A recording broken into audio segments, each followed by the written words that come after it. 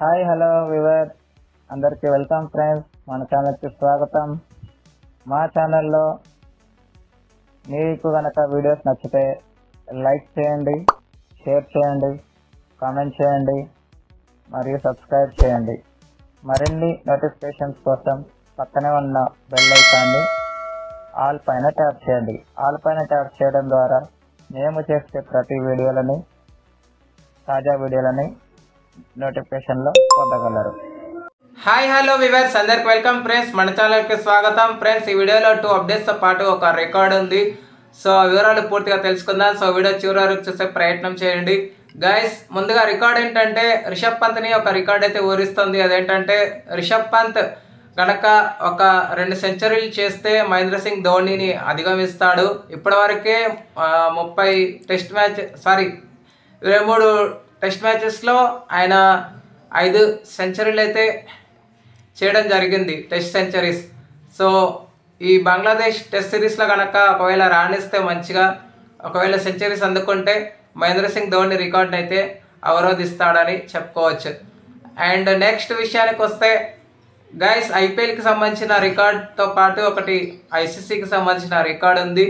అదేంటంటే ముందుగా ఐపీఎల్కి సంబంధించిన రికార్డ్ ఏంటంటే ఐపీఎల్కి సంబంధించిన అప్డేట్ ఏంటంటే పంజాబ్ కింగ్స్ వాళ్ళు రికీ పాంటింగ్ని సొంతం చేసుకోవడం జరిగింది. రికీ పాంటింగ్ కూడా స్పందించడం కూడా జరిగింది. ఈసారి కొత్త పంజాబ్ కింగ్స్ని అయితే చూడబోతున్నారు అని. అండ్ ఆయన హయాంలో కూడా టైటిల్ ఇప్పటివరకు ఢిల్లీ క్యాపిటల్స్కి 7 ఏళ్ళు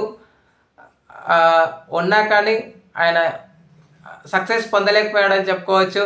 కాకపోతే ఆయన హయాంలో ఒకసారి ఒక 2 టైమ్స్ ఫైనలిస్ట్ అయితే అయ్యింది, శ్రేయస్ అయ్యర్ కెప్టెన్సీలోనే అయ్యింది, కానీ టైటిల్ అయితే సాధించలేకపోయింది.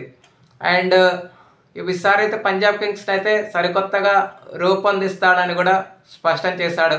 అండ్ ఐసీసీకి సంబంధించిన అప్డేట్ ఏంటంటే ఫ్రెండ్స్, ఐసీసీ వాళ్ళు 5 మెంబర్స్ టీమ్గా పాకిస్తాన్కి వెళ్ళిపోవడం జరిగింది నిన్ననే. అయితే ఇప్పుడు ప్రజెంట్ అయితే కరాచీలో పరిశీలిస్తున్నారు. ఆటగాళ్ళు ఉండే హోటల్ రూమ్స్తో పాటు స్టేడియంస్ని అన్నిటినీ పరిశీలించిన తర్వాత నెక్స్ట్ లాహోర్తో పాటు ఇస్లామాబాద్ కూడా వెళ్ళిపోతారని తెలుస్తున్న సమాచారం.